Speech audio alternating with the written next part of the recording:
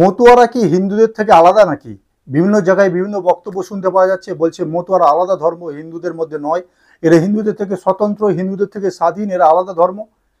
কিসের জন্য তারা বলে বেড়াচ্ছে? আপনারা কি ভেবে দেখেছেন, যারা যারা বর্তমানে যারা মতুয়ারা আছেন তারা কি ভেবে দেখেছেন হরিচাঁদ ঠাকুর, যাকে হরিচাঁদ ঠাকুরকে তার যে ভক্তরা তারা মনে করেন, অনেকেই মনে করেন বিষ্ণুর অবতার, কিন্তু তাদের মধ্যে অনেকেই শোনা আছে তিনি তো তারা তো হিন্দুই নয়, হিন্দুদের থেকে আলাদা, তারা পৃথক একটি স্বতন্ত্র সম্প্রদায় হিসেবে তারা বিভক্ত হতে চাইছে বা বলছে এদের মধ্যে দুটো ভাগে ভাগ হয়ে গিয়েছে। কিন্তু আপনাদেরকে বলে রাখি, দেশ যখন ভাগ হয়েছিল, যোগেন মণ্ডল নামের এক ব্যক্তি এমন একটা জিনিস করেছিল, যার ফলে কি হয়েছিল, বাংলাদেশ এবং পাকিস্তানে থাকা হিন্দুদের সঙ্গে যে কি নির্যাতন, কি অসহ্য নির্যাতন হয়েছিল, সেটা কিন্তু আপনারা পড়ে দেখে নেবেন যোগেন মণ্ডলের পদত্যাগ পত্রে। বারবার ধরে বলছি, যোগেন মণ্ডলের সেই পদত্যাগ পত্র, যেখানে তিনি হিন্দুদের থেকে আলাদা হয়ে বলেছিলেন দলিত একটা আলাদা সম্প্রদায়, তাদের নিয়ে তিনি পাকিস্তান, বর্তমানে বাংলাদেশ মানে পূর্ব পাকিস্তান এবং পশ্চিম পাকিস্তান, তিনি তাদের দলে যোগ দিয়েছিলেন। তার ফলে কি হয়েছিল, হিন্দুদের নরসংহার হয়েছিল এক ধার থেকে। হিন্দুদের যে মন্দির ছিল, যত যত মতুয়াদের মন্দির ছিল, দেখবেন দলিতদের মন্দির ছিল, সেখানে জুতো ঝুলছিল, গরুর মাংস ঝুলছিল, এই ধরনের অবস্থা তাদের সঙ্গে হয়েছিল। বর্তমানে মতুয়াদের মধ্যে বিভ্রান্তি সৃষ্টি করছে একদল লোক। আমি দেখছি কবি অসীম সরকার আরও এক প্রয়াস করছেন হিন্দুদের এক করার, কিন্তু একদল লোক এই মতুয়াদেরকে হিন্দুদের থেকে আলাদা করার জন্য উঠে পড়ে লেগেছে। কিন্তু এটাই কিন্তু তাদের কাল হবে। কারণ কি, ইতিহাস কিন্তু বারবার ঘটে না, ইতিহাস থেকে শিক্ষা লাভ করতে হয়, পিছনে যেটি ঘটে গেছে তার থেকে শিক্ষা লাভ করতে হয়।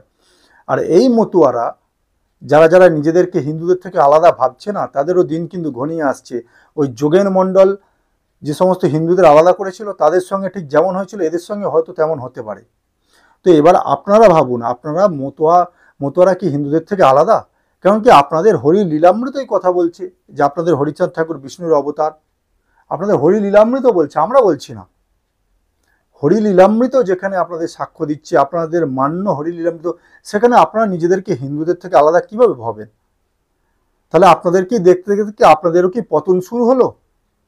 আলাদা সম্প্রদায়ে বিভক্ত হতে চাইছেন, বাঁচতে পারবেন তো পরে? কারণ এমন একটা দিন ঘনিয়ে আসছে, বাংলাদেশের ট্রেলার আপনারা দেখতে পাচ্ছেন না, বাংলাদেশে ফিল্ম চলছে, প্রতিনিয়ত কি হচ্ছে আমাদের, প্রতিনিয়ত বাংলাদেশ, ভারতের বিভিন্ন জায়গা থেকে, পশ্চিমবঙ্গের বিভিন্ন জায়গা থেকে মন্দির মূর্তি ভাঙচুরের খবর আসছে। দেখুন, খবর একটু লক্ষ্য রাখুন, সোশ্যাল মিডিয়া একটু চোখ রাখুন, দেখুন কি হচ্ছে চারিদিকে।